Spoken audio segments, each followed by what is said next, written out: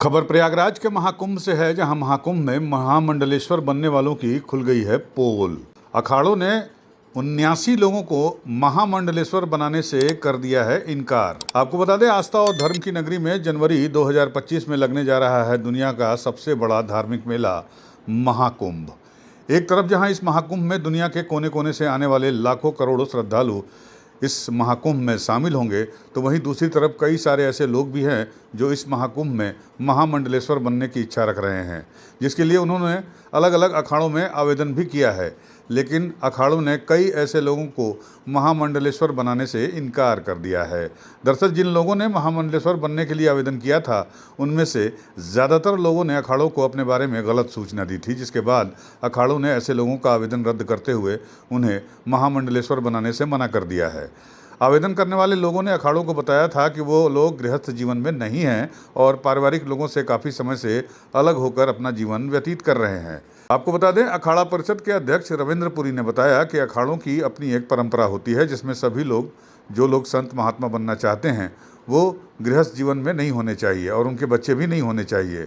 लेकिन जब अखाड़ों ने उनकी जांच कराई तो पता चला कि उसमें से 79 लोग ऐसे हैं जिन्होंने अखाड़ों को अपने बारे में गलत जानकारी दी थी और वो लोग गृहस्थ जीवन जी रहे थे, जिनमें पुरुष और महिलाएं दोनों शामिल हैं और उनके बच्चे भी हैं जिनके साथ वो अभी तक रह रहे हैं।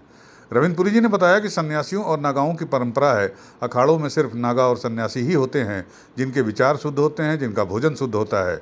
और जो भी लोग हमारे पास आए, हमने उनका निरीक्षण किया, उसमें हमें पता चला कि उनका भोजन अलग है और वो परिवार के साथ जीवन व्यतीत कर रहे हैं। अखाड़ों के जो भी पदाधिकारी होते हैं उनका घर से संबंध नहीं होता है। रविंद्र पुरी महाराज जी ने बताया कि हमारा अपना बाइलाज है, कानून है, जिसमें अगर हमारा कोई भी पदाधिकारी अपने घर से संबंध रखता है तो उसे पदमुक्त कर दिया जाता है। इसलिए हमारा पूरा प्रयास है कि जो भी संत बनेगा, महामंडलेश्वर बनेगा, उसका गृहस्थ जीवन से कोई संबंध नहीं होगा, जिससे कि वो संन्यास परंपरा का अच्छी तरह निर्वाह कर सके। बड़ी संख्या में महामंडलेश्वर बनने के सवाल पर रविंद्र पुरी ने बताया कि जब भी महाकुंभ आता है पूरी दुनिया में क्रेज सा बन जाता है और पूरे भारत में भगवाकरण हो जाता है। जो लोग साधु संतों को देखते हैं तो उन्हें लगता है कि वो भी संत बन जाएं, लेकिन उन्हें गृहस्थ जीवन का त्याग करना पड़ता है, तब जाकर कोई संत बनता है। लोभ लालच में महामंडलेश्वर बनने के सवाल पर रविंद्र पुरी ने कहा कि इस समय एक फैशन सा बन गया है, आजकल रोजगार नहीं है, लोग थोड़ा पढ़ लिख लेने के बाद कथावाचक बनने शुरू हो जाते हैं और उन्हें लगता है कि लोग हमारे पास भी आएंगे, हमें भी पैसा मिलेगा, यश मिलेगा और वैभव भी। कुछ ऐसे लोग हैं जो कहते हैं कि वैभव भी मिलेगा, लेकिन ऐसे लोगों से बचना चाहिए और इसलिए हम अखाड़े को ऐसे लोगों से दूर रख रहे हैं। महामंडलेश्वर बनने की प्रक्रिया पर रविंद्र पुरी ने बताया कि सबसे पहले ब्रह्मचारी बनने की दीक्षा दी जाती है। जिस दिन महामंडलेश्वर बनेंगे उस दिन संन्यास दिया जाता है। संन्यास का अर्थ होता है कि उनका पिंडदान होगा, उसके पूर्वजों का पिंडदान होगा और उसके बाद उसका पूरा जीवन संन्यास के लिए समर्पित हो जाएगा। देखा होगा, हर अखाड़े की अपनी अलग अलग परंपरा है। हमारी परंपरा भिन्न है, जूना की भिन्न है। मेरे साथ बड़े अखाड़े के महाराज श्री बैठे हैं, उनके वहाँ भिन्न है। परंपरा वही है, थोड़ी भिन्नता है उनमें। हमारे यहाँ जो गुरु है निरंजन देव को माना गया है।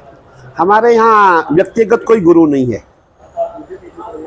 और जो निरंजनी अखाड़ा है, हमारे यहाँ जितने भी महामंडलेश्वर बनने आए थे, हमारे यहाँ ये परंपरा है। ये परंपरा सभी अखाड़ों में पाई जाएगी कि जो भी संत बनेगा, जो भी महामंडलेश्वर बनेगा, वो बाल बच्चेदार नहीं होना चाहिए। तो जब हमारे पास एप्लीकेशन आई तो हमने देखा इसमें कई संत महात्मा जो है वो फैमिली वाले थे और कोई पैंट शर्ट वाले भी उसमें थे और कई माता जी हमारी थी, हमारी बहनें भी उसमें आई थी, उनके बच्चे हैं। तो देखिए, हमारी सन्यासियों की परंपरा है, नागाओं की परंपरा है।